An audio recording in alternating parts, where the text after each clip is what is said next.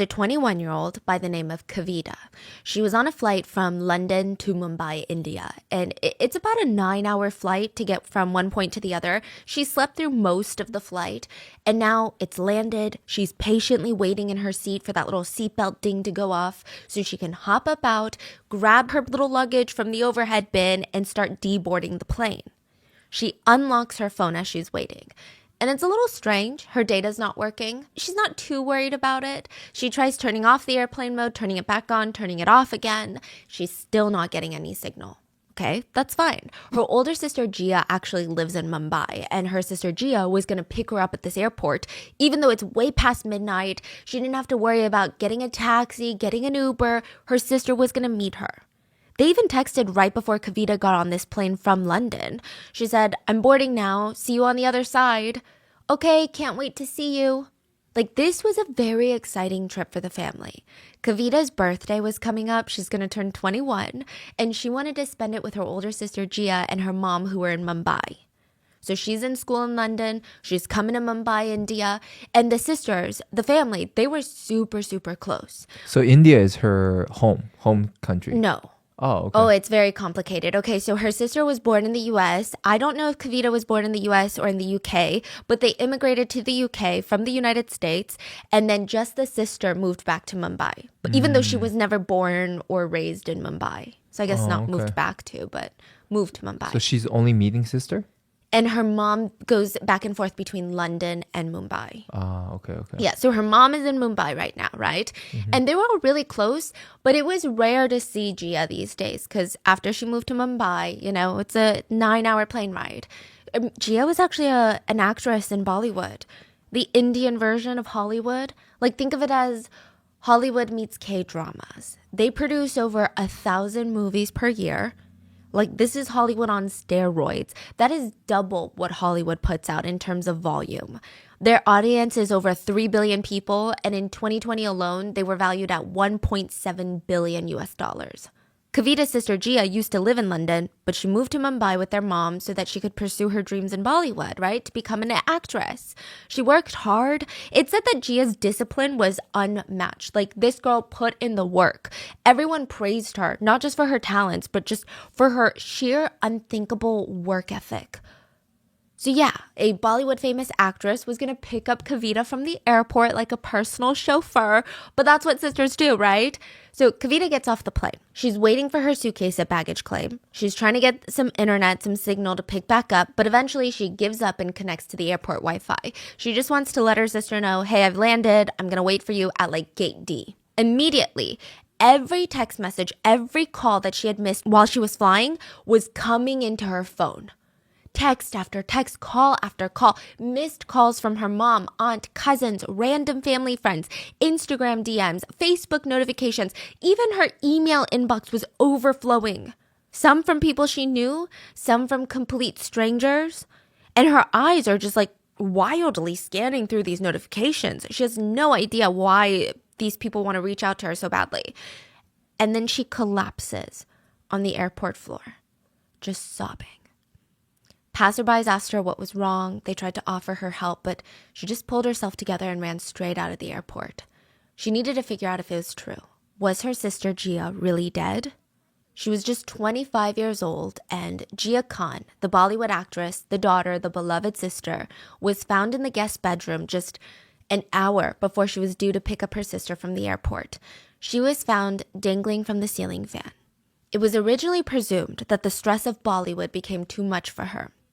But when you really look into this case, there are so many unanswered questions, so many little mysteries that don't make sense, that don't add up. She was found wearing a completely different outfit from what she was seen leaving the house in. She was inches away from 2 twin beds, meaning if her survival instinct had kicked in, which most people's do, she could have easily changed her mind. Every single light was on in the house. Every door was closed, which is very uncharacteristic of Gia's home.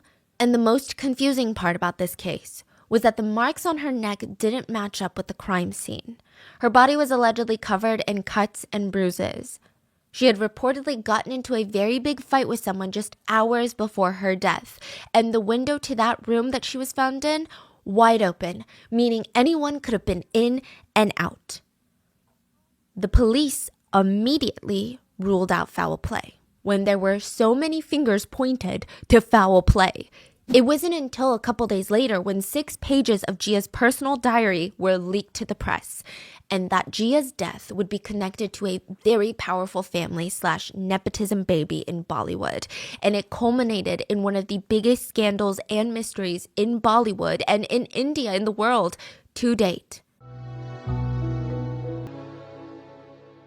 As always, full show notes are available at rottenmangopodcast.com. This case was really, really big back in 2013, 2014 when it started happening, especially since some of the players in this scene or in this case are very big names in Bollywood. The court process actually lasted 10 whole years, 1 whole decade, and just at the end of April of this year was when the courts came to their final decision on this case. Wow. Yeah. So case is finally closed now. Finally, like a month or 2 ago.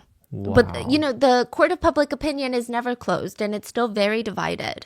There's a couple of main theories about this case. Either she chose to end things or she was murdered. And I'm going to present both sides of the argument as well as other pertinent background information and details. But I'm going to leave it up to you. Like, what do you really think happened to Gia Khan? Since this did take place in India, I did get 2 Indian researchers to help me with the research.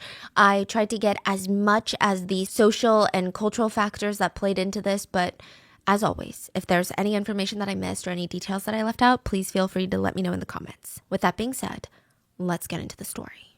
So after the death of a beloved and controversial star, which, side note about the word controversial, Gia Khan wasn't controversial as a person or even as an actress really, but the media loved to portray her as a controversial figure because it would be a lot more consumable for the general public than being like, oh, this really nice, wholesome actress.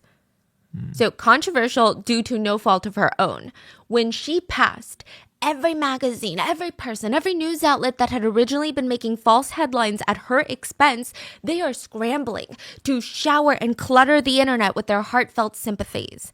There were conversations, open dialogues about the pressures, the stress, the public scrutiny that comes with being this massive figure in Bollywood. Maybe it's too much. It can't be good for mental health. You know the drill. They go through the whole, guys, let's not forget celebrities are real people too. And then they forget about it the next time someone gets canceled. And then it won't be brought up again until somebody is dead. It was that phase. So 4 days of this, just nonstop. Oh my God, we need to be more careful about celebrities. And then boom, the whole story changed. The headlines instantly took a 180. An explosive document, a piece of evidence, was released by Gia's mom. 6 pages torn from her personal diary that detailed her secret relationship with the son of one of Bollywood's most influential families. The diary entry went into great detail about the torture, essay, degradation, physical abuse that was inflicted upon her by him, the Nepo baby. One of the worst and most traumatic instances being that he forced her to terminate a pregnancy. And when the meds stopped working halfway through, it was a medical termination. He, with no regard to her safety, no regard to her well-being, prevented her from going to the hospital, even though she was profusely bleeding, and physically removed the remnants of the tissue matter from her himself. Oh my goodness. Now, this secret boyfriend was named in this letter, and it was Suraj Pancholi. And all eyes were on Suraj. Everyone wanted to know if the allegations were true. Gia's doctor came out to confirm that, yes, she in fact did terminate a pregnancy. It said that Gia never wanted to terminate, but Suraj took her to the doctor, demanded the medication himself. He forced Gia to take it, and as she's bleeding so much, she calls the doctor, and he advised both of them, you need to go to the hospital immediately. Like, this is a serious matter. This is not a joke. Go to the hospital. Suraj did not let her.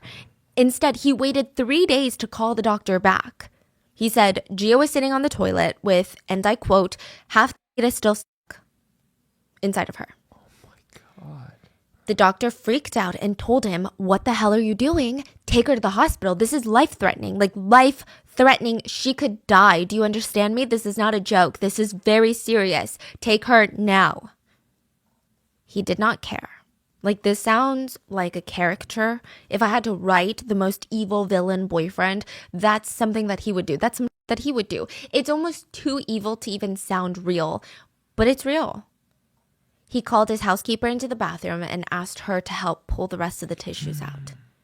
It's not like they didn't have the money to visit the hospital. He had wealthy parents. He had a great job that his parents got him. And on top of that, he had borrowed tons of money from Gia at this point. Even if he didn't want to pay the bills, I am absolutely positive that Gia and her family would have paid the bills. By some miracle, Gia survives. Suraj said that he didn't want this baby because he was too young and his career wasn't stable enough. He said that he'd rather spend his time working than spending his time being a father. Gia was devastated. I mean, she was willing to sacrifice everything, to sacrifice her career to have this baby, and he just ripped it away from her. He didn't let her have a say in what happened to her own body. And now she was dead.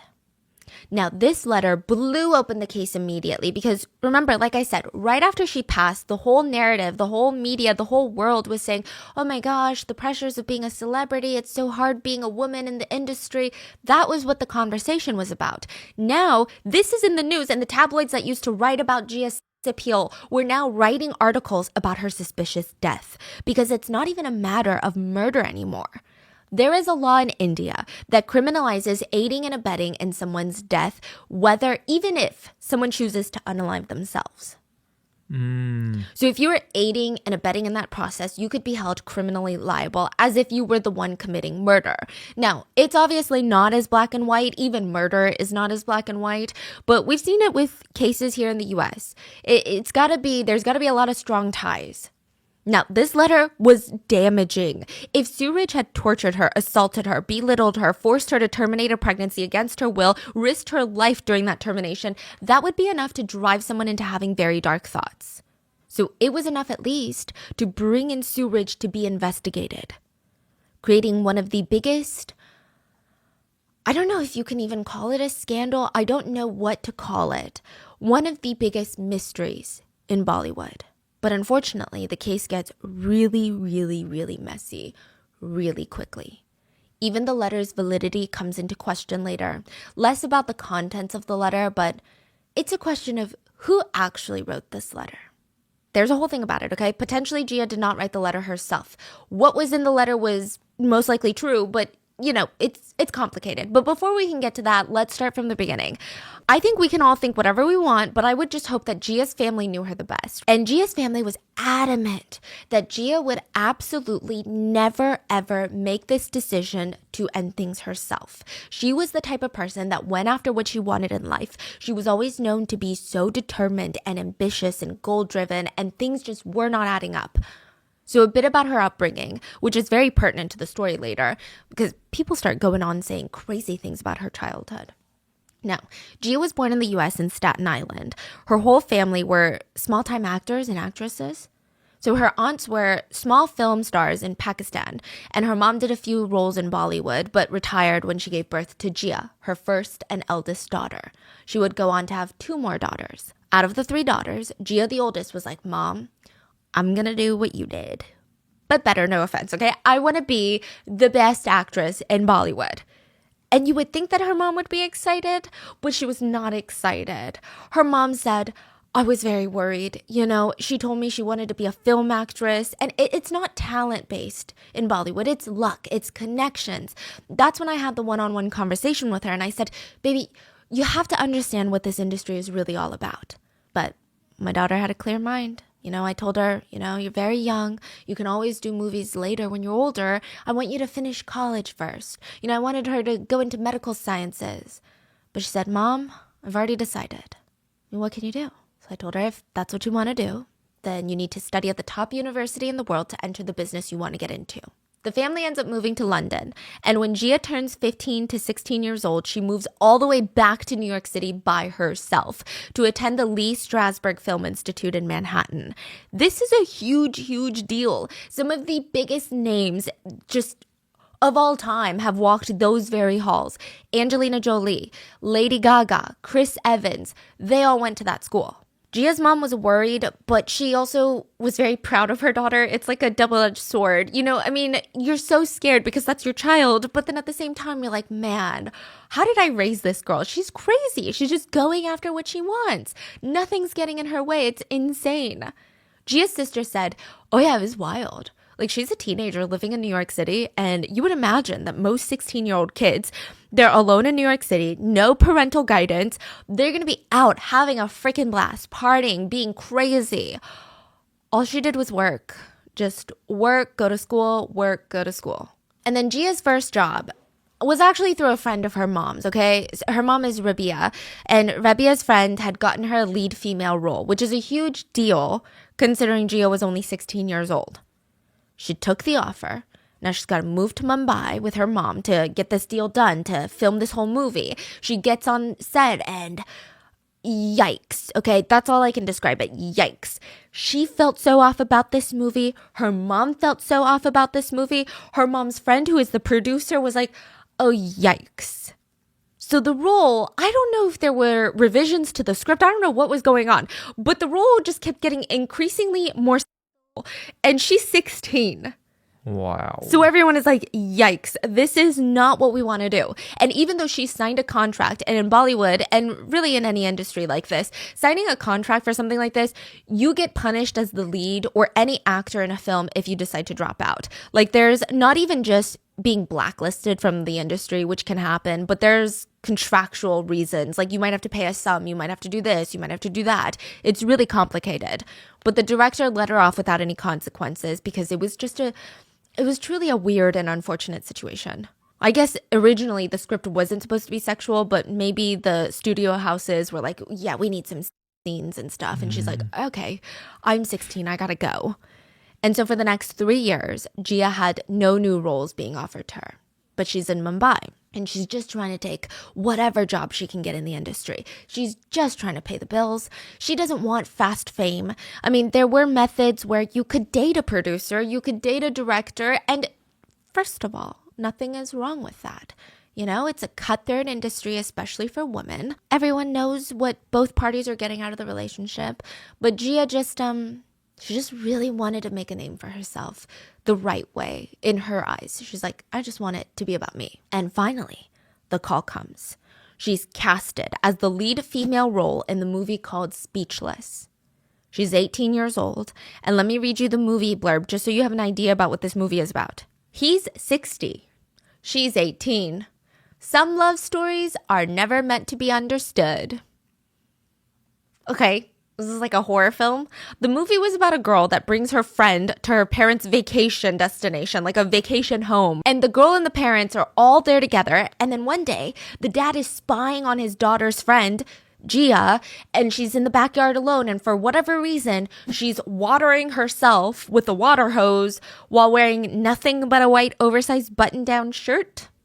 And things just escalate from there. This movie is based on a Hollywood film called American Beauty. It's just a remake. It's the same premise, same movie plot, same everything. This is a massive role. She should be proud of it. The movie itself ended up being a flop, but Gia did get really good reviews for her acting.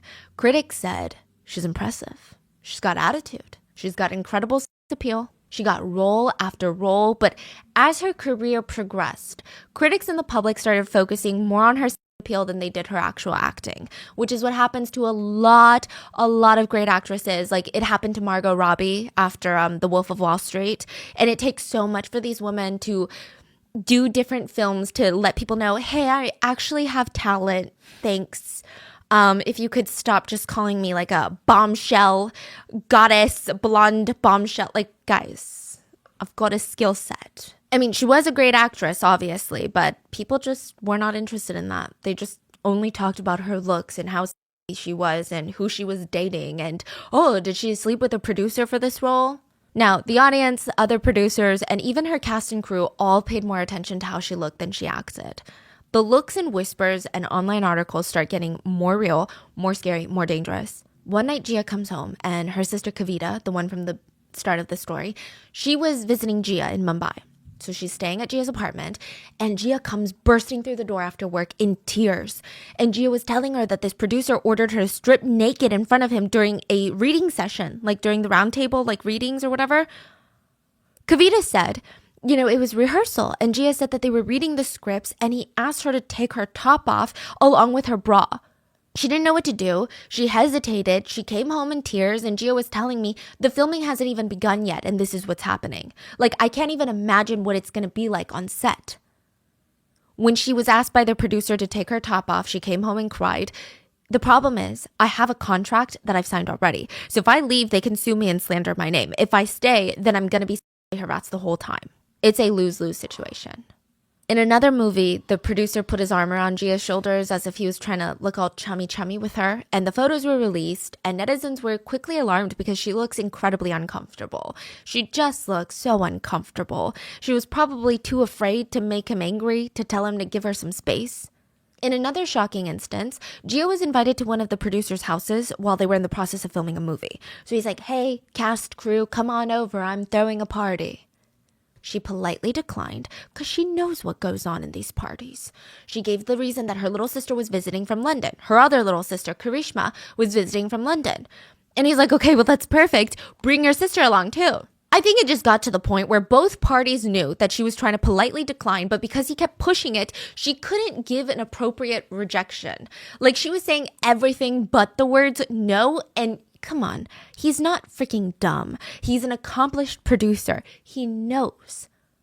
So for the sake of her career and this movie that all of her fans were waiting on, she ends up showing up with her sister, and she's thinking, the whole cast and crew are going to be there. My little sister's going to be there. Maybe things will be better with her there. How is he going to harass me in front of my sister? She's 16. She's a literal minor. So they get to the producer's house, and everyone's standing around the kitchen table, and her little sister is wearing like a tank top. And you know how everyone's standing around the kitchen table? Your back starts getting tired. Like you're kind of tired of standing, so you want to lean on something. So her sister just leans on the kitchen counter, like on her elbows, as she's listening to people talk. This is so normal. I mean, just think of a group of people standing around a kitchen table. Someone's going to be leaning on the island like that. The producer takes one look at her and announces in front of everyone, "Oh, that one wants." At the little sister? Yeah. Gia immediately jumped to her defense and was like, "What are you talking about? She's 16. She doesn't want. What are you saying right now? Well, just look at the way she's standing." Wow. That has nothing to do with anything. She does not want. So they very shortly after this leave, and it turns out that this producer has a history of whipping out his at parties in front of unconsenting parties, asking female actresses to send nudes and stating that it was part of the casting call, verbally degrading women at his parties, and watching graphic materials in front of his female staff members at parties. Gia was so taken aback, but she also felt so backed into a corner. I mean, her dreams, her career, her entire livelihood was on the line if she didn't do what these men had asked of her. She was very open with her family about how dark Bollywood was. She never tried to hide it. It's not like something that she did wrong. She wasn't ashamed. And I think it was a good reminder to her younger sisters, like, don't let these types of industries fool you. It's not glamour. It's not sparkles. But instead of writing about these shady producers, the media focused on the actresses who were all busy spending their energy trying not to be essayed. For example, Gia was cut from a movie. Literally in the middle of filming, she was replaced. The headlines read, "Producer cuts Gia Khan for flirting so much with the staff that she couldn't focus on her work." The truth was, a big-name Bollywood family star suddenly decided that his Nepo baby daughter was perfect for the role in the middle of filming. And because his family was so influential, Gia was cut and in comes Nepo baby girl. But if people found out that's the truth, nobody will want to support the film or support the daughter, and the Nepo baby daughter will be a laughing stock. So this is what they did instead. So for the first time ever, after everything that she had gone through, after everything that she had tried to accomplish, she decides she needs a break from Bollywood. Her and her mom go back to London, and she spends about a year just healing from everything. And her mom kept reassuring her, there's so many opportunities in London. Like, you don't have to be in Bollywood, but you could be a part of show business. You could be a brand manager, a brand ambassador, or there's got to be other roles, And it worked. In London, Gia booked a bunch of brand deals, including working with Formula One. She spent a lot of time with her two younger sisters who loved to hear stories about Bollywood. But then Gia runs into a man named Kumar. Kumar was a producer in Bollywood. He said he wanted to take Gia in. He wanted to help her grow. He told her, don't let people get in your way. Don't let them waste your talent. He promised that as long as he was her mentor, she would not be essayed by any producers. She believed him. And I know what you're thinking. Kumar's gonna turn out to be super shady. Actually, no. He really was one of the good ones. Even Gia's family have nothing but nice things to say about Kumar. And because of him, January of 2012, Gia makes it back to Mumbai with her mom.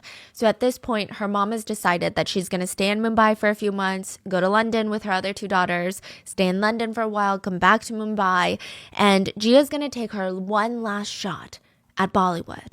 And I believe so side note, I believe Gia's father was out of the picture since she was like a young girl. So he's not in the picture. It's just mom and three girls. September of 2012, this is when things start going down, and it all starts with an innocent Facebook request.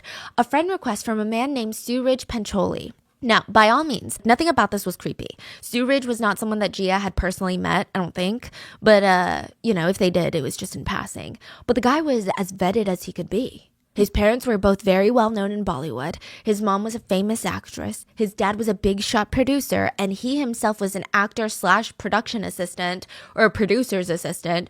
And it's completely an illusion, but I feel like this would be much more comfortable accepting a friend request like that than like a complete stranger. Because you work in the industry, your parents work in the industry, like rumors run fast. You must at least be somewhat stable. But in this situation, Suraj was someone that would slither into Gia's life and just tear it apart, piece by piece by piece. His family was actually known to be filled with scandals, and they seemed like the type of family that wasn't shy about using nepotism to get their son into places. For example, at the age of 19, he was already an assistant producer in multiple big-budget films. Okay, a little shady. Gia was a few years older than him. She was 22, 23 years old at the time. And from the moment that she accepted his friend request, this guy is showering her with attention and compliments. He would nonstop message telling her how beautiful she was, how talented she was, which yeah, we know. But he would also send chocolates, flowers, food, Christian Louboutin shoes to her house to woo her. I mean, it was flattering. It's really hard to not feel like a princess being showered with attention and gifts like that. It feels like you're in a movie. Like the son of this wealthy family wants to woo you. Even if you don't care about the money, it's like a main character moment. And she would tell her family all of this, and they were all super chill about it. They said we all kind of giggled about it. Like, she never took it seriously. It's like this young kid who's sending her Louboutins. She just thought it was funny. But that's how she got trapped. He added her as a friend, September of 2012. By end of October, beginning of November 2012, they were practically living together. Suraj would spend most nights at Gia's place, and even though Gia told her family, no, we're just friends, her mom knew that things were changing. So her mom was in London with her other two daughters, and Gia was like, hey mom, do you want a video chat and meet Suraj? Of course, her mom wanted to talk to Suraj. This is the man that has been impressing her daughter for the past few months. She hops on a Skype call. The energy is weird. He's hiding in the corner, in the shadow where it's dimly lit. He wouldn't show his face completely. He's not that energetic. He's not what you would imagine someone would behave when they're meeting their partner's parents for the first time. Gia's mom was very taken by surprise. But of course, when she brought it up to Gia, all of her concerns, Gia's just reassuring her, Mom, he's just super, super shy. He just woke up from a nap and he was super shy. Okay. But her mom just felt all these red flags. He had moved into her house. Gia is the one paying all the bills. They weren't even splitting the rent, nor did they get a new place together. But because Gia's an adult, what can Gia's mom do? And I think Gia's mom, I don't want it to sound like she's this helicopter mom. And I mean, there is a debate about that later, but I don't want to make it sound like she is. I think that Gia's mom, she really just focused on women having a life outside of their relationship. Not just women, but everyone. So she always told Gia, if you're going to be in a relationship, that's fine. You're literally an adult. But no matter what, don't you ever let a man or anyone take you away from all the hobbies that you have. You cannot lose yourself in a relationship. You need to keep playing the piano. You need to keep taking your Hindi lessons, classical dance lesson. Do the things that you've already liked to do. Do not neglect yourself to spend time with someone else. But Gia just told her, Mom, I'm really happy, okay? You don't need to worry. I'm really happy with him. The next time Gia comes to visit her mom and sisters in London, she was in a full-blown relationship with Suraj, and they did notice some interesting changes in Gia. Her phone was buzzing constantly, just non-stop text, calls, video chats, everything. And Gia would never let it ring or sit for too long, meaning she would stop whatever it was she was doing and answer it. In hindsight, the family realized that Suraj was probably trying to isolate Gia. Even when Gia was spending time with her family, she wasn't able to be mentally and emotionally present like before. So this is something that abusers do, which is when you are forced to spend time with other people, they will bombard you with text messages and make you feel like if you don't answer, they're going to explode on you. So you can't even be in the present moment. And even if you are around your family, you're being isolated. So he's constantly just drawing her closer into him and nobody else. And when it was happening, the whole family just chalked it up to being in the honeymoon phase because it's hard to differentiate. You know, it's not that your partner is an abuser because a lot of times in the beginning of a relationship, everyone goes through like the schoolgirl, schoolboy crush where you're just so excited to talk to them. Nothing else is as exciting as getting to know them. They thought it was that. So they were annoyed, but they weren't suspicious. That is until December. Gia was back in Mumbai and her mom was still in London. And her mom gets a text message from Suraj. That is so strange. She opens it up and it's this lengthy paragraph about how sorry he is. She's like, what? Okay, she's confused. She has no idea what he's apologizing for. And through the context of the text message, she was able to gather that he had gotten into a physically violent altercation with Gia. And now he was begging her, Gia's mother, the one who birthed Gia, to convince Gia to come back to him. Wow. Basically, can you talk to your daughter for me? She hates me because I hit her. That's crazy because that's only been, 2-3 months? Yeah. That escalated so quickly. Yeah, very quickly. Yeah, I don't know the statistics on this, on when it escalates. I thought it was a bit slower than this. Because I read statistics that sometimes a lot of domestic violence actually originates when the woman gets pregnant, or at least in male to woman abusive situations. Yeah. So he was saying things like, I was drunk, I lost control, we were fighting. Now, Gia's mom is disgusted. She said if this happened in London, he would already be in jail right now for domestic violence.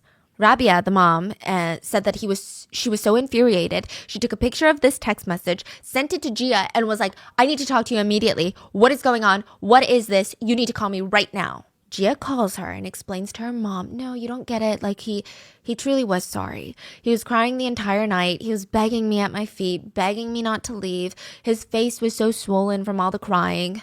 Rabia did not feel as sympathetic as Gia did. She took these text messages and handed them directly to India's CBI, basically the Indian version of the FBI. Now, I'm not too familiar with the Indian legal system, but domestic violence cases go to family court and not the CBI. But I think that she went to the CBI because Suraj was a high-profile person from a high-profile, influential, wealthy family, so it's not going to be your typical family court case. But for many reasons, the CBI was not interested in investigating. So, what I gather is the mom already felt alarming enough. Yeah. Like, this is not something, couple fight, turn violent, they are working it out. She wants an investigation. She wants things to be done already at that point. She wants him to be locked up. Okay, so it's like she's really alarmed. Like Yeah. the bell's going off like crazy. And I know people are going to be like, well, why did she let them continue to date? I think that is a big misconception. And I'm not a parent, so I can't really answer wholeheartedly. But I would imagine just being a teenager or being an adult that had fallen in love with people, I feel like if my parents just were like, no, you can't see that person anymore, it would push me more towards that person. Sure. Whereas maybe if they're in jail, you would hate me, but you can't really be pushed towards that person when they're in jail. I think that's better than what most people are doing already. Like she's reaching out to legals and authorities to intervene, right? That's better. This mom, yes, just you listen. Okay, so first of all, she goes to the Indian CBI, like the FBI, and they're like, oh, well, sorry, we're not going to do anything about it. It was just crazy. The laws are definitely one-sided in India where you have to be married and a husband has to inflict damage on the wife or the wife's mother and sister. This is a really weird law, but domestic violence cannot be a charge if the husband beats up the wife's dad. That's just being mean, I guess. Like it has to be a woman. So it's one-sided in that respect. But it's also very similar to the US where regardless of the gender of the victim, domestic violence is not taken seriously, and it's a big problem, and not enough gets done about it. To give you perspective, India's biggest anti-domestic abuse law was passed in 2005. 2005. I mean, better late than never, but still. And it gets worse. Men still cannot legally essay their wives in India. They obviously, of course, can, but legally, they cannot. It's not recognized because they're married, so it cannot be essay. And I just want to clarify, 1000% it is essay. Like, you need consent each and every time you engage in these activities, and everyone must be of age each and every single time. Doesn't matter if you've been married for 1 day, 2,000 years, does not matter. So the CBI is kind of relaxed about the whole thing. They did nothing, and Rabia was very confused on what to even do now. She felt like her hands were tied. It's not like Jia is a teenager. She's an adult. She's 24. She's scared of pushing her closer into Suraj. She was in a very tricky situation. So what does she do? She goes to the British embassy in London. She goes to the embassy. And then they're like, hey, because your daughter is a U.S. citizen, because she was born in the U.S., you need to go to the U.S. embassy. So she goes to the American embassy in London and is like, you need to do something. My daughter is being abused. Yeah, you need to do something. She's a victim of domestic violence and she's a U.S. citizen, so you are responsible. And the U.S. was like, okay, we can try. They reached out to the Indian CBI, and the CBI told them what I'm sure the FBI would have told India, which is, hey, leave us alone. This isn't your jurisdiction, So Rabia was stuck. She had no idea how to handle this situation, and Jia was getting sucked deeper and deeper into this relationship. Jia's friends saw her less and less, and when they did, they said that she wasn't even Jia anymore. I mean, she was just someone that loved making people laugh, and now she barely laughed herself. She had less energy. I mean, there were just no words to describe the change in her personality. She only wore long sleeves and pants, speculated she did to hide the bruises. And originally she loved to make people laugh, and now she was just so miserable. January of 2014, Jia went to a hairdresser who had been noticing the same changes in Jia, but because she had so up close and personal contact with her, she actually saw a glimpse of underneath the neckline of Jia's shirt. There were bruises and scratches, and she asked her, Jia, what happened to you? Jia hesitated before asking, Do all Indian men hit women? So we can assume that Suraj probably gaslit her into believing that this was a cultural difference, that she just needs to get used to it because this is what loving couples do, that all Indian men hit women. Could not be further from the truth, could not be. But you know how gaslighting manipulators are. The hairdresser could not really do anything to protect Jia. I mean, look at Jia's mom, who's trying everything, and nobody could do anything. So Suraj was said to have a very, very, very abusive relationship with Jia. Not just physically, but people who knew the couple said that he would drag Jia to these parties and these get-togethers with all his wealthy friends, all of his very elite Bollywood actors and actresses and producers, and he would physically and verbally degrade her in front of them. Maybe it made him feel more like a man when he dragged her down. Maybe he felt threatened by the fact that he was handed a career and she actually had talent and skill and was respected for her craft. But he would literally flirt with other women in front of her, call them beautiful in front of her, degrade her verbally in front of these other women. He would belittle her work, call her degrading names in front of people. Jia didn't even hide these things from her family either. She told them and they were so confused on what to do. She would say, sometimes he would hit me until I bled. And Rabia was going crazy. I mean, from being unable to help her own daughter, all she could do was try and tell her daughter, that's not love, Jia. That will never be love. That is not love. I don't think that we should ever question why anybody stays, okay? I think that's just toxic. I think it's just victim blaming, just disguised as something else. I understand that we might not be able to understand certain things, but you really can't understand everything unless you've been in those situations. Now, I do think in this case, there were maybe some indicators of why she might have stayed. I do think that there was an element of Jia believing that she could change Suraj potentially. So let me explain. It said that she would talk about how she believes Suraj was abusive because his father was abusive. And his father was this very kind of evil man. He would constantly cheat on Suraj's mom with minors. He never even tried to hide it from the mom, the industry, literally nobody. Suraj's mom knew. And Suraj knew even at an early age that his dad would bring home minors and sleep with them. Literally nobody was safe from Suraj's dad. Underage housekeepers, underage actresses on set, underage friends' daughters. Truly, anyone young and beautiful would be a target of Suraj's father. Now, in order to cope with this, Suraj's mom would just throw herself into her work. She would put her everything into her roles. She was never home. Her whole life was being a successful actress. And Suraj was raised in this tough, confusing, lonely conditions. And I can imagine maybe the abuse and the sprinkling of the, he would abuse Gia and then sprinkle in these little childhood trauma stories. I imagine for someone that seemed as incredibly graceful and compassionate as Gia, she probably felt bad for him. Maybe she thought that she could help him break this cycle. But I don't think that that would have been possible. Because while Suraj grew up hearing all these allegations against his dad, he also saw his dad use power, money, and influence to silence the victims. He would slam these victims with defamation lawsuits, and the deeply patriarchal society would always back him up. The victims would be left with nothing, not even their careers anymore. The biggest consequence that Suraj's dad ever faced was a tiny little fine. You know what he was in court for? For essaying and blackmailing a girl that was decades younger than him. And he was slapped with a fine that was so minute compared to his earnings, it can only be described as comical, as laughable.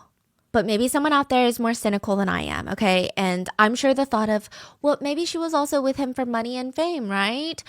That's fine, you can think that, but that's not true. She wasn't. They kept their entire relationship a secret. He didn't even seem to pull any strings for her, and as for finances, he mooched off of her. It seemed like a situation of Suraj had to constantly ask his parents for money. His parents were the breadwinners. In order to get the money, he had to tell them why he wanted the money. He had to please his parents in order to get his next allowance. He's just a Nepo baby. But for Gia, she made her own money. She's an adult. She can do whatever she wants with her own money.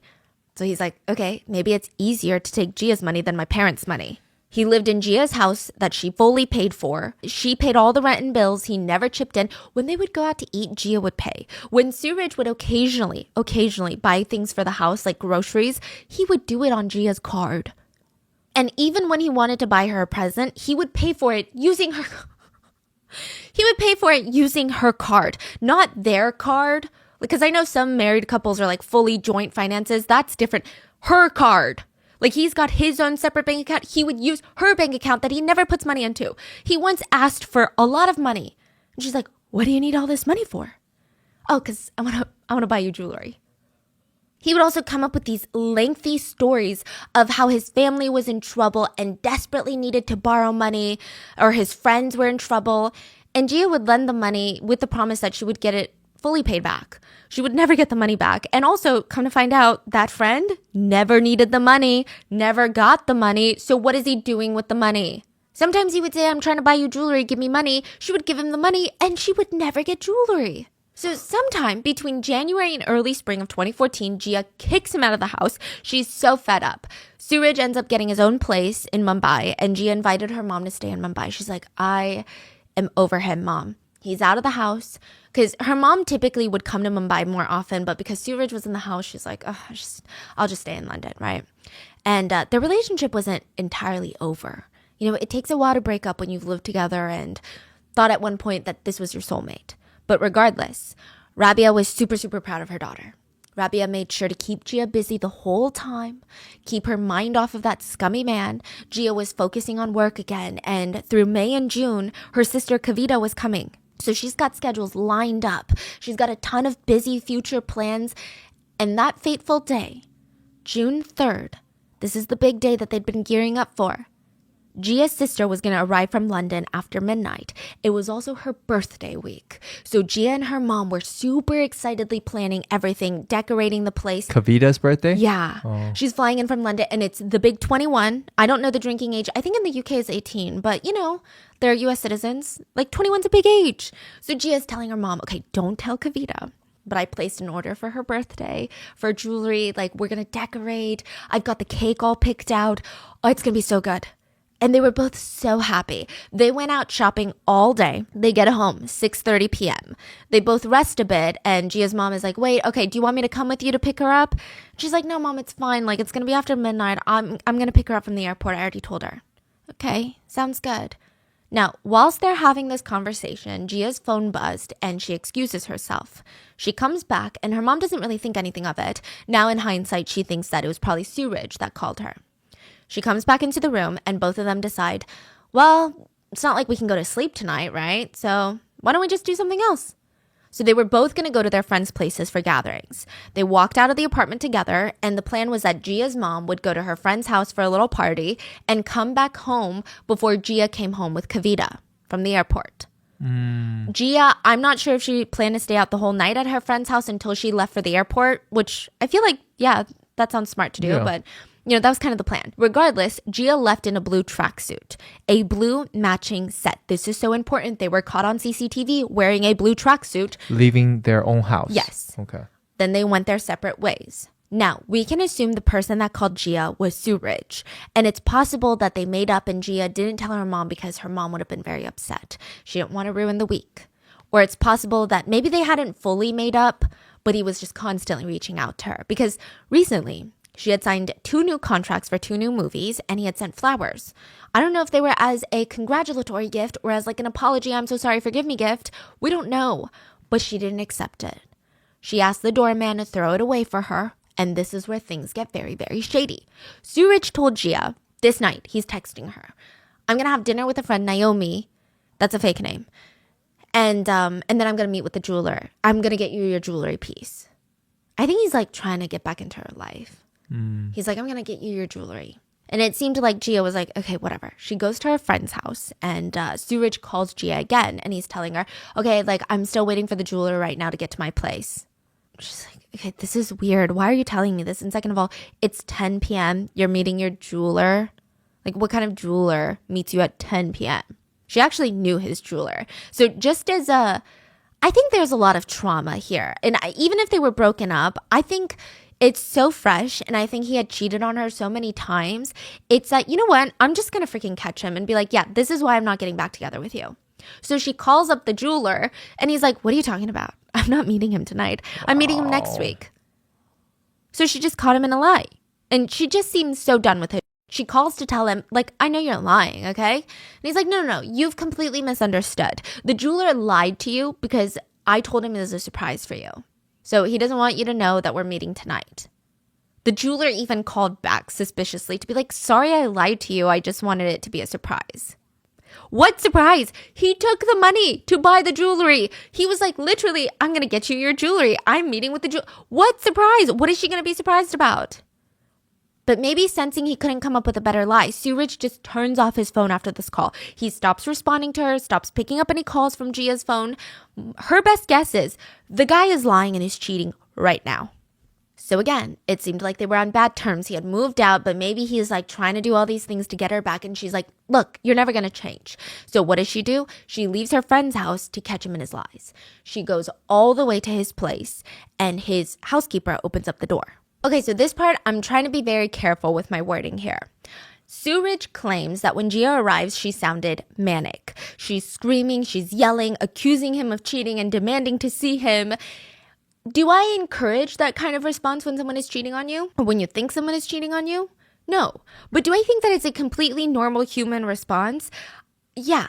I mean, but the use of the word manic almost implies that she was dealing with some sort of mental health battle at that point in time.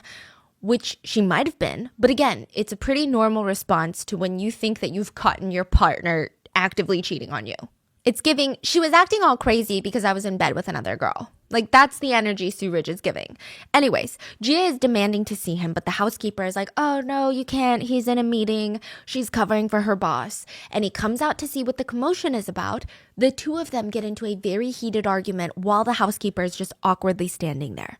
This is 10:48 p.m. Gia is seen on CCTV storming off. So there's CCTV footage of her entering and leaving the building, but there is no footage of the fight. Now, Suraj turns his phone back on and sends Gia 10 text messages, which I don't know, I guess you could also call that acting crazy or manic. But in the span of 20 minutes, he sends her 10 text messages. Call me if you want to talk. Leave. You made my life a prison. I really just wanted to eat food with Naomi, meet the jeweler, and give her your new order. You creep. You spy on me, shady person. How will we ever work if you do this? I always trust you blindly. Please leave me alone. You it up. You did. I am very unhappy. You think I'm jealous of your success? Ha ha ha ha. You ungrateful person. Talk to Naomi and find out for yourself what happened. I wanted to surprise you on Thursday. Thanks for f***ing it up. When you find out the truth, then talk to me. Before that, don't even think about it. How could you spy on me with Naomi? This is f***ed up. Call me ASAP. It's urgent. Last text message. Call me now. I want to talk to you ASAP. Meanwhile, who's Naomi? Naomi is like the friend that he said he was going to eat dinner with and then meet with the jeweler. Yeah. Now, meanwhile, Rabia, she loses track of time while she's hanging out with her friends. She comes out of the friend's apartment at around 11:20, takes a taxi home, and she said, when I opened the door and I walked into the house, all the lights were on. The kitchen lights were on. The hallway lights were on. All the bathroom lights were on. The bedroom lights were on. I'm so sorry. What time did the daughter leave the boyfriend's house? 10:48. 10:48, and she got home at 11:20. So it's a 30-minute. 30 minutes. Okay. Yeah. And she said, I was calling for Gia's name because it's a little weird. They never leave no one just goes around leaving all their house lights on at this hour. It's just bizarre. Okay. And every single door in the house was shut. Again, weird. Gia is not known for closing her bathroom door, her bedroom door. Like, they were very an open door house. It's just a house full of girls, Okay. Very strange. Okay. So just kind of a layout of this place. The primary bedroom is where Gia's mom was staying. It's always reserved for Gia's mom.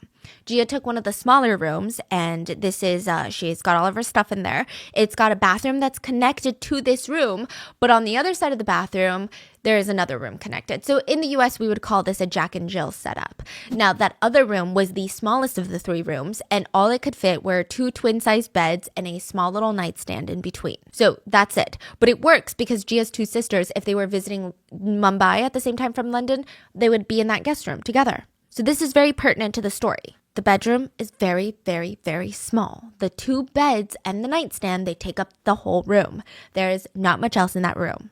Gia's mom walks into Gia's bedroom. She's not there. She walks into the shared bathroom. She's not there. And it's also strange because the lights are all on. And she said, so I think, then where is she? I slide the door to the other room, the guest room. Gia was dangling from the ceiling fan by a dupatta. This is like a decorative shawl/scarf that Indian women typically wear with traditional dresses. Rabia screamed and ran to her daughter. She tried her best to hug Gia around the ankles to support her weight. She used her other hand to call emergency services, her friend, and then a doctor. Because emergency services were already on their way, but just in case, she's calling for backup. She's screaming, Gia's body is still warm. Her body is still warm. So the friends she called were still at the gathering that she had just left from. So a few of them make their way over, and they actually get there before Gia's doctor arrives and before emergency services arrive. But also caught on CCTV. Very interesting. But Suraj's father was also seen loitering around the apartment building. He looks like he's contemplating whether or not to go inside. It is strange. Now, there are a few reasons of maybe why he could be there right now. Maybe he was at the party and either dropped off Rabia, and dropped off the other friends who were rushing to meet with Rabia, or he was at the party and happened to hear what had happened and rushed over. But Gia's mom never mentioned him being at the party, and the father of your daughter's shady boyfriend seems like a big detail. Wait. Yes. You're saying the father was outside? Yeah. Never came in? No. Okay, then if following that thought, if he came to drop off everyone or came with the friends, why would you not come in? Exactly. Everyone would expect you to come in. No one would think it's weird if you don't come in. In fact, it's weirder if you don't come in. Exactly. Yeah. So that theory of, I'm just coming with everyone doesn't make sense. And I would be more inclined to go in if I'm like, oh my God, this is my child's partner. Yes. I'd be like, I feel like I have more right being in there than these random friends. Yes. I mean, the reason for him not coming, either he doesn't know what's going on, then why are you here? Yeah. Or he knows what's going on and deciding not to come in. In no instance can I think of a reason why he's there and doesn't go in, unless he's meeting someone else. But that kind of information has not come forward, like information that he knew someone else in this apartment building. So instead, he just wandered around the lobby and left. Before he was completely out of range, CCTV did catch him reach into his pocket, pull out his phone, and make a phone call. It was strange, but it's about to get stranger. Unfortunately, even though her body was warm, Gia was pronounced dead at the scene. Gia's mom immediately went into detective mode, as most mothers would do in this position. She felt it was off. The whole thing was off from the get-go. First of all, she saw what her daughter was wearing. She was not wearing that blue jumpsuit right now. Which, fine, okay, you could argue that she came home and changed, but that blue jumpsuit was nowhere in the house. Nowhere. Not in the laundry bin, not back in the closet. It had vanished. Someone took it. Yeah. So she came home, changed, walked right back out and threw her clothes somewhere that nobody could find, and then came back home to do all of this. But you said there's CCTV for the building? So she was seen coming in, and she was not seen ever leaving again. However, that guest bedroom has a big window and their ground floor apartment, and there is no CCTV around there because it leads directly to the street. So I guess you could argue that she came home changed, jumped out of her guest bedroom window to dispose of her blue jumpsuit, and then jumped back in through the window. But why on earth would she do that? That is Literally, so weird. Why on earth? So she came home in a blue jumpsuit, and then 30 minutes later, she changed, and the jumpsuit is completely gone. Yeah. That is so weird. So the speculation about this jumpsuit is that someone else climbed in through that window, hurt her, and there was evidence on the jumpsuit. So they framed the whole setup and then took that jumpsuit with them.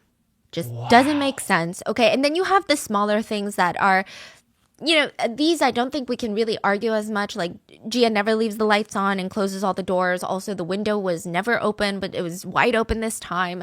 These are things that I think are harder to have a discussion about. It's just, but all of it together. I think one strange thing is fine, but all of these strange things, it's weird. Now, experts also argue that, yeah, people do some very strange, impulsive things when they're in this desperate state of mind. But statistically, women do not like to end things where they know that people they love will find them very quickly. Women often also die less of gunshot wounds because they don't want to traumatize the people that find their bodies. So I just find it hard to believe that Gia would do this the day her sister lands on her birthday week. It just all feels abnormal. Not to say that it can't happen, but abnormal. Now, add to that, Gia's face and neck had some cuts and bruises. Rabia did not believe that these cuts could have come from the dupatta, which is almost like a silky fabric. It's like a soft fabric. Moreover, allegedly, the ligature marks did not match with the markings of that type of fabric. The police tested the room for fingerprints, and they came back, get this, completely clean. Completely no trace of anyone's fingerprints. Not hers, not her mom's, not anybody that lives in this apartment, no one. The light switch, the door handle, the ceiling fan, no fingerprints at all. The complete absence of fingerprints. There were also bloodstains on the bed. Not a lot, but a little bit. For some reason, the police did not take this into evidence. They didn't even take photos of it. They also never recreated this crime scene to see if it was even possible for Gia to do this to herself. So this whole situation is strange. Another thing that experts argue is that, you know, people only make decisions like this when they feel desperate, when there's no other option. But you cannot fight human biology. And one of the things is, in the end, the reason that people end up using certain methods to make this decision, it's because you can't back out. Because humans have a tendency, no matter how dark you get, your survival instinct kicks in. And that's biological. Gia's feet weren't touching the ground, but beside her, very close to her, were the two twin mattresses. That's why I said it's very pertinent. She could easily just lean on them. So it's not a situation where there's a knock chair and she has no other option.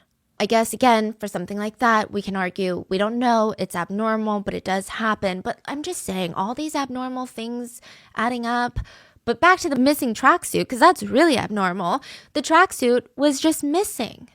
So, like I said, CCTV showed her leaving Sue Ridge's place, and there was only a 30-minute time window between the time that she left and the time that Rabia found her. It takes at least a few minutes for someone to die in this method. Let's say it took at least 10 minutes to set everything up. That leaves just 20 minutes. She could definitely have changed clothes, gotten rid of the blue tracksuit, but still. Another thing that people were arguing is that if someone had killed Gia, they could have used that window. What was going on? Is it murder? Is it not? The police are called to the scene and they rule out foul play in just 2 hours. I'm not saying it's 100% murder, but like, how can you rule it out with all these things? The added problem of this is that since murder was ruled out, the police were unwilling to spend resources to perform an autopsy. All of this is happening while Kavita was in the air. She had no idea of any of this. She was on the plane thinking about how her sister would be waiting for her when she got off the plane and what they would eat because she was hungry. She got off the plane and when her phone... This is literally, I have such an anxiety about this. Anytime I'm not traveling with my whole family, I always buy the Wi-Fi on a plane, even if it's pricey, because I don't know why. Anytime I'm on a plane, I feel like something's going to happen to someone and I won't know. And she gets off the plane and all these missed calls, text messages start bombarding her. Friends giving condolences. And in the middle of this airport, her entire life collapsed. And for the first few days, I think the family they were in grief, I think that Gia's mom had some suspicions, but they just were grieving. It wasn't until a few days later, Kavita wanted to feel closer to her sister Gia. She remembered this poem that Gia had read her. So she goes into Gia's room looking for a copy of that poem because it was from like a book that Gia really loved. And in a box, she finds 6 torn pages of Gia's diary. This is the one that was released. Gia had written about the abuse, the assault, the rapes that she went through and how horrible the relationship with Suraj made her feel about the termination of her pregnancy. And when Kavita showed her mom, the family made it a decision to release it to the public. It's very painful for them. I think this is a cultural difference. In Asia, it's very common that you should never air out dirty laundry, even if you are a victim. You would think that you're exposing a crime, but they're like, no. You're like being messy. So the fact that they made this letter public, it seemed like the family was very desperate for justice. Gia's mom said, "I've decided to make this public so everyone will know the truth behind my daughter's tragedy." Now, the letter is quite long. You can find it in our show notes, but the important parts. Again, Gia mentions that she lost everything because of Suraj. She felt like she had nothing else in this world. She was completely broken. She said in the process of loving him, she had lost herself, yet he tortured her every single day. She devastatingly wrote, "It didn't matter how many gifts I gave you or how beautiful I looked for you. He just always cheated on her." It was revealed that she was forced to terminate her pregnancy. She was scared, but she was completely giving herself to that pain because she wanted a family, but he destroyed it. He destroyed her. He destroyed her soul. She said her career is not even worth chasing anymore. She said, "When I met you, I was a different person. I was ambitious, driven, disciplined. And then I fell in love with you and I thought that you would bring out the best in me. But I didn't see any love or any commitment from you." She talks about how every day she's scared that he's going to hit her. She says her whole life is just about him and work. And his whole life is about partying and women. She writes, "All you want in your life is partying, your woman, and your selfish motives. All I wanted was you and my happiness. You took both away from me. I wish you had loved me like I loved you. I dreamt of our future. I dreamt of our success. I felt so alone even while with you. You made me feel so alone and vulnerable. I am so much more than this." So this letter is huge. It blows the case open. Everyone's talking about it. The CBI suddenly wants to help Gia's mom in the quest for justice because they're like, oh no, if we don't do something, people are going to get mad at us. So act like we helped you. So they start investigating Suraj, and during the interrogation, he seemed a little nervous. Yeah, he was reiterating the same things. He was restarting the same sentences over and over again. But being nervous does not mean you're being guilty. He was also later caught on CCTV that night at a hotel nearby. So technically, he had an alibi, but not really. So they're like, he has an alibi. He was at a hotel. But not really. The hotel was on Gia's side of the city. So he was nearby Gia's house. There was a 30-minute window between when Gia left his house and Rabia found her. So the theory is he went there after Gia left, angry. He basically followed her to her side of town. And if he's innocent, you could argue that he wanted to stay at this hotel to see if he could meet with Gia at the hotel to talk. Because he probably knew that her mom was staying with her, so they couldn't talk at her place. But if he's not innocent, then he's got a 30-minute window to follow Gia home, wiggle open the window, murder her, frame her murder to be her choice, and then be at the hotel's CCTV cameras before Rabia finds her body to get an alibi. If Suraj did kill Gia, then he would have had to follow her, sneak in, abuse her, strangle her, stage her death, and then be at the hotel CCTV camera in less than 30 minutes. It is tight, unless he had help. Also, another thing to add, when the police went through his phone, they found no evidence of those text messages that he had sent to Gia's phone immediately after she left. The aggressive ones of like, you ruined everything. Gia's phone had them, but Suraj's phone didn't. People speculate, remember how his dad was leaving on the phone? Mm-hmm. His dad had called and was like, hey, I got the gist of what's going on. Gia's dead. You need to delete any incriminating evidence from your phone. That's the presumption for now. So he's deleted all of those text messages. But again, being shady during an interview, deleting text messages, not illegal. The CBI said they investigated Suraj, but they were going to release him due to his alibi. Rabia felt cheated of justice. Like, how can they just release him like that? Is it because his parents are wealthy, powerful, and well-connected? She was not going to let him get away with this. She paid for 4 out-of-pocket separate medical examiners to conduct autopsies on her daughter. Almost all of them wrote that manual strangulation was a possible cause of death. Basically saying, we can't rule it out. We can't say that's what happened, but there's no evidence to rule it out. Other suspicious things that they discovered, they found marks on her lips that could be bruises. They could have been made by a blunt force object, or they could happen when someone roughly places their hand over another's mouth. As far as the ligature marks on her neck and chin, they have doubts that the fabric as soft as the dupatta could leave these marks. Also, they found human tissue underneath Gia's nails, and they encouraged the police to run the DNA, but the police refused. They said because the autopsies were not ordered by us, the judge could easily throw these out as evidence. So they were just like, we don't even want to spend the resources to run DNA because DNA testing is expensive. And also, I think a lot of it had to do with the fact that if they ran DNA, if they found and uncovered more evidence that went against the CBI theory, the CBI would be a laughing stock. And most government entities all over the world, they like to protect their egos over justice. So it looked like these autopsy reports were just going to get brushed away. So Rabia, she wants to give the public pieces of evidence that the CBI can't sweep under the rug. She wants the public to get as angry as her so that the CBI will freaking do something. She released Gia's autopsy photos. There were pictures of Gia's bruises, and in the pictures, her daughter is dead, laying on a medical examiner's table with a blanket covering her up to just below her shoulders. You can clearly see bruises and swelling on her face and neck. I'm not going to attach the photos here out of respect for Gia, but they are available online if you search for them. Gia had a big bruise on the bottom of her chin. The part on the bottom of her face between the top of her neck and the bottom of her chin, like this part right below the mouth, it's like one big black bruise here.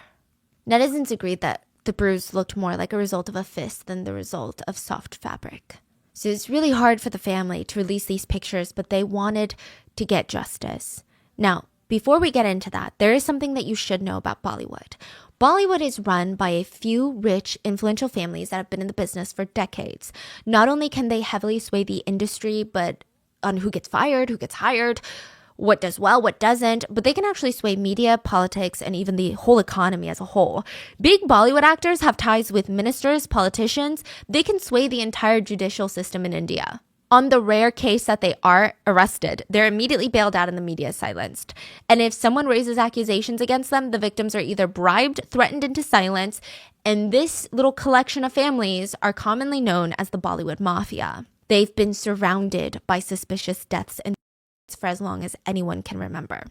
Suraj has a mentor. The toxic boyfriend has a mentor named Salman Khan. He's a member of one of the families of the Bollywood Mafia. He has no relation to Gia Khan, by the way. But once these allegations start surfacing, he signs Suraj in one of his upcoming films. Now, the media doesn't want to get on his bad side by talking the new lead of his movie, so they stop publishing the suspicions against Suraj. He had so much political sway that even the police start backing off the investigation, and the CBI toned it down too.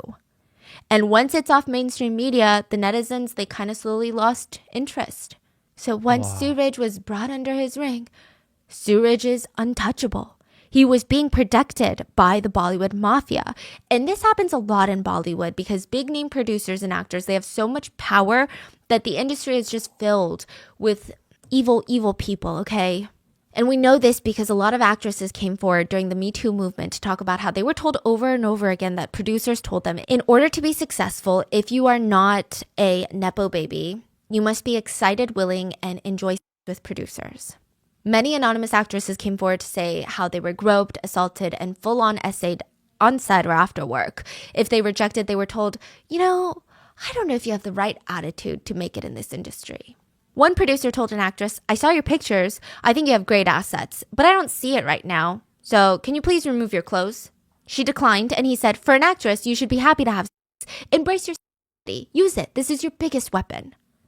This victim actually went to the police with this, and they told her that he was just being friendly. She later went on to say, if someone speaks up, the netizens trash the girl and they say that the girl is publicity hungry, that she has no talent, nothing to do, she's not famous, so she's upset, probably just wants money and fame. Inside note, again, just in case anyone thinks it's a Bollywood problem, I mean, look at Hollywood.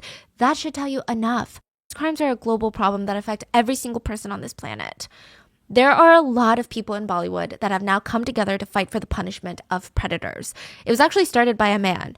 So yeah, there are good people fighting for safety in Bollywood. But as of right now, there's also a lot of scary people.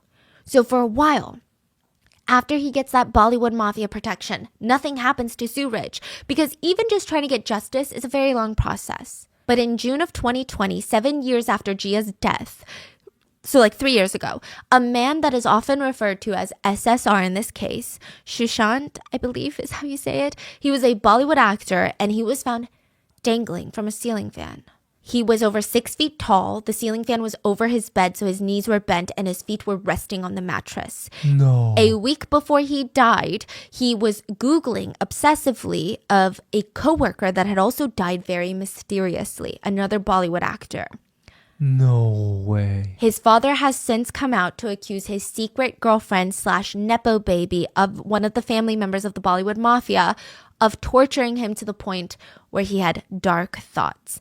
She stole from him, cheated on him, mishandled his property.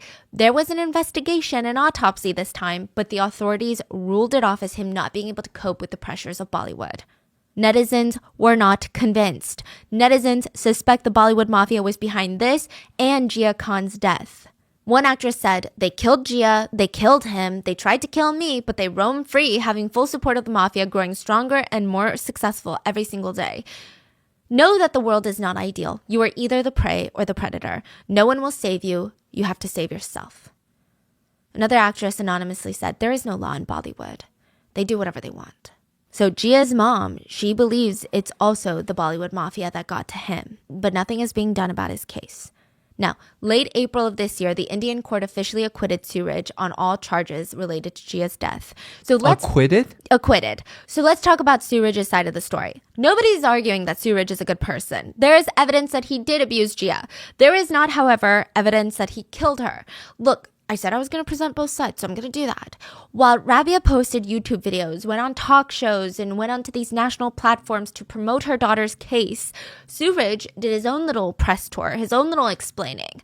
Suraj told the court and the media that Rabia was only telling half the story. He said Rabia hid vital information about Jia's disturbed childhood and her multiple attempts at her own life. He said, and this part I hate. Okay, I hate that he aired her dirty laundry to the world, and I'm sure that there was some narrative spinning done in order to be in his favor, otherwise he wouldn't have said it. But I also really hate when people allude to daddy issues in any situation. Suraj told the world that Jia's father abandoned her when she was just 2 years old, and for that she was always depressed. Now, she did admit that it was hard for her, but still, some netizens took this and was like, oh my god, maybe she even did all these movies because she has daddy issues and wants male attention. I don't believe that specific argument, that she looked for attention because her father left her. But I do believe that Jia had a rougher time in childhood because she didn't have her dad to be there for her. She said so herself, but that doesn't mean anything. And then Suraj went on to tell the entire world Jia's most deepest, most intimate secrets, the ones that she trusted with him in private, allegedly. He told everyone that she always had body image issues. She has a very, very hard ED. She had horrible boyfriends. Her first essay happened when she was only 14 years old. This was never public information. Jia was actually quite private prior to her death. Suraj also said that Rabia was the main cause of Jia's mental health issues. Rabia was a small-time actress who quit after having Jia. She lived vicariously through her daughter. She forced her daughter to be perfect in every aspect so that Jia could become the actress that Rabia had always wanted to be. He made it seem like Jia was more anxious, more depressed because of her mom. I think most people were getting pretty upset when he started going on about this. Because first of all, dude, you didn't even treat her well. And now you're going to come for people that you don't have evidence of this. The only evidence you have are other cases of moms being tiger moms. That's it. And now you act like you were the only one supporting her, and now you're being accused. Like, it just felt really icky. But then something a little less dismissible came to light. During the brief CBI investigation, they ran a handwriting analysis on Gia's note. Well, the analysis came back, and the note did not match with Gia's handwriting. Do you know who it matched with? The mom? Yeah. Now, handwriting analysis are not completely reliable, and we could always mention that the CBI could have been bribed, or a member of the CBI could have been bribed. But according to research articles published by scientists at Harvard and Cambridge, there's about a 4% margin of error for handwriting analysis. That's pretty big for science. But considering the circumstances, the note not being found until 3 days after Gia's death. And during those 3 days, Rabia watched as the CBI labeled her daughter's death as no foul play, let Suraj walk out of the investigation room. I think that people could understand. I'm not saying that Rabia definitely, without a doubt, faked her daughter's note. That's for you to decide. But netizens, including me, can understand how a frustrated mom with no way out, who's watching helplessly on the side for months as her daughter's boyfriend beat her, mistreated her, and now potentially killed her, would want to do something. The contents of the letter, though, were not lies. She did have to terminate her pregnancy. She was being abused. They just weren't, according to the court's handwriting analysis experts, they just weren't written by Gia.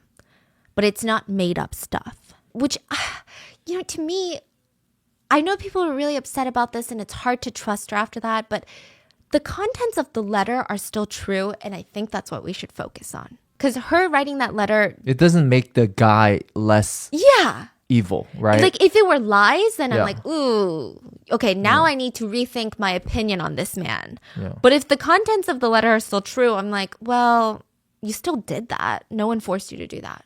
Now, after this news came out, suddenly netizens were not so passionate in supporting Rabia. If she lied about this, they're thinking, what other things could she not be telling us? And then some journalists thought it would be a great idea for Views to bring in Rabia and Suraj's famous actress mother at separate times to talk about the case and put the videos side by side. Zarina, Suraj's mom, went on to state about Gia, I heard she used to smoke a lot. Suraj would bring cigarettes for her, and that is where their friendship started. They didn't even date until December. She also went on to allege that once Gia came over to their family home because she had gotten into a fight with her mom and she had blood on her face. She said Gia was crying hysterically, and allegedly Suraj confronted Rabia about how she could do this to her own daughter, and allegedly Rabia said, my daughter is an attention seeker and is always super dramatic. The family accused Rabia of trying to get money from her death. His mom also went on, and this completely discredited her in my eyes. His mom went on to say, the classic line, Suraj has always been a bit of a naughty child, but he's innocent at heart. So back to the criminal trial, Suraj's alibi played a huge role in the acquittal. Rabia's theory was that Suraj followed her daughter home, snuck through the window, strangled her, then staged her death to look like something else. And it takes a lot of time and strength to do this. It is theoretically possible, but potentially not that realistic. But what if he didn't murder her? What if he just pushed her to the point where she couldn't take it anymore? That is still a crime. But there is still no irrefutable evidence that he continuously tortured her throughout the relationship. And that's not me saying I don't believe it. That's what the court is saying. And in the end, Rabia did admit that Gia struggled with depression, that she had anxiety, she was self-harming, and struggled with an eating disorder, and she was under a lot of pressure. She did confirm that Gia had previously made attempts before. Okay, this is where I stand on this. I don't think it matters.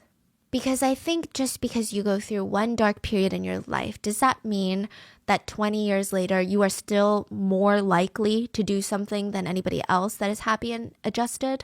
I don't think so, and I think it's a very cop-out way of overlooking clues of foul play. I think it's unfair. I think it's literally being like, destigmatize mental health. But at the same time, if you have mental health, then I'm just going to consider any suspicious death as you losing your mind and doing this to yourself. Then you're not destigmatizing mental health. Like, Yeah. So I can understand why she hid it from the national lens, because society is accustomed to being like, oh, well, now this is a mom who can't come to terms with the truth. This is a mom who is just so sad and so in grief that she's just coping in a weird way. So he was acquitted, and he went on to tweet immediately afterwards, and his tweet made a lot of people mad. He talked about how Gia was under a lot of pressure. She was the only one supporting the entire family. She wasn't getting enough work. He said that in 2012, she had self-harmed, and he called Rabia to tell her everything, and she did not show up to Mumbai for months. He said, and I quote, "Is this a normal parent-child relationship? I was there for her, and during that time we fell in love. She was a wonderful person, but my love for her wasn't enough. She needed familial love." He went on to claim that Rabia's helicopter parenting and pressure led her to do this. He thinks that Rabia is the one that pushed her. Rabia believes that Suraj is the one that's responsible. Now, there are multiple theories. The internet is divided. Some people think that Rabia hid part of the truth because she knew people would just dismiss the case. Others believe that Rabia is pushing so hard because she just can't accept her daughter's death. Some people think that Rabia is pushing hard because she wants money. Few people believe that Suraj killed Gia with his own two hands. That's not to say that Gia wasn't murdered. Maybe somebody else had done it.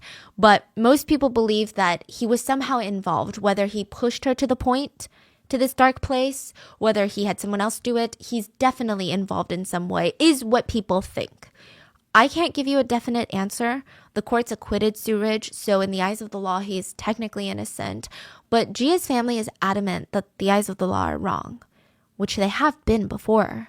But one thing that I guess I'm reminded of when we cover cases like this is if I know my family member more than anyone on the internet who has never met my family member, if I know them, and I know that they would never do this, and a bunch of people online told me that I just can't come to terms with the truth, I would probably lose my mind.